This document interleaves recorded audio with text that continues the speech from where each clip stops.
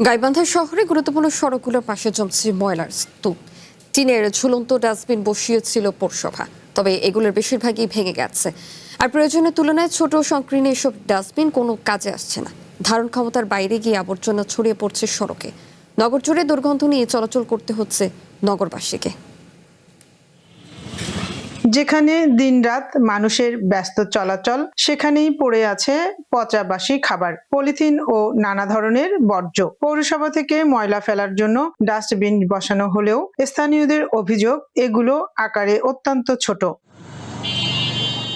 প্রতিদিনের বিপুল বর্জ্য ধারণের সক্ষমতা না থাকায় ময়লা উপচে ছড়িয়ে পড়ছে আশেপাশের রাস্তা ও ফুটপাতে। দুর্ভোগে পড়েছেন পথচারী ও যাতায়াতকারী শিক্ষার্থীরা। যত ময়লা এখানে আবর্জনা ফেলেছে, আমরা তো আস্তে হাঁটতে পারি না, গন্ধ ঠেলায়। ছেলেমেয়েরা স্কুল কলেজে যেতে পারে না, আমরা বাইরে যেতে পারি না, খুব সমস্যার মধ্যে পড়ে গেছি। জন্য গন্ধ যা আশা করা যায় না, অবস্থা খারাপ।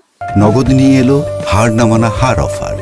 সর্বনিম্ন 10,000 টাকা রেমিটেন্স নগদে পাঠালে থাকছে স্বর্ণের হার জেতার সুযোগ।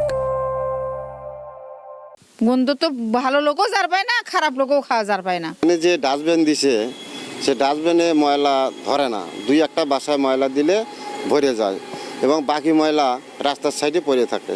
সময় মতো ময়লা সরানো হয় না, ফলে দুর্গন্ধের পাশাপাশি বাড়ছে মশা মাছির উপদ্রব। শহরের সৌন্দর্যও নষ্ট হচ্ছে। নগরবাসীর দাবি, দ্রুত কার্যকর বর্জ্য ব্যবস্থাপনা নিশ্চিত করতে হবে। বড় আকৃতির পর্যাপ্ত ডাস্টবিন বসাতে হবে। যে সমস্ত জায়গাতে বেশি ময়লা রাখা হয় সেগুলো কিন্তু অপসারণ করে আমরা নিয়ে যাই। বর্তমান প্রশাসক এটাকে এত গুরুত্ব দিয়েছেন যে এটাকে কত তাড়াতাড়ি ম্যানেজ করা যায় এবং কত তাড়াতাড়ি অপসারণ করে নাগরিক দুর্ভোগ কমানো যায়, উনি কিন্তু এটা কিন্তু সর্বোচ্চ প্রাধান্য দিয়েছেন। এবং আমরা যারা এখানে সংশ্লিষ্ট কর্মকর্তা কর্মচারী আছি তাদেরকে প্রতিনিয়ত উনি এই বিষয়টাকে নির্দেশনা দিচ্ছেন। গাইবান্ধাকে পরিচ্ছন্ন ও বাসযোগ্য শহর হিসেবে গড়ে তুলতে পৌর কর্তৃপক্ষের দ্রুত ও কার্যকর পদক্ষেপ দেখার অপেক্ষায় স্থানীয়রা। Afroza Luna, one news, Gaibandha.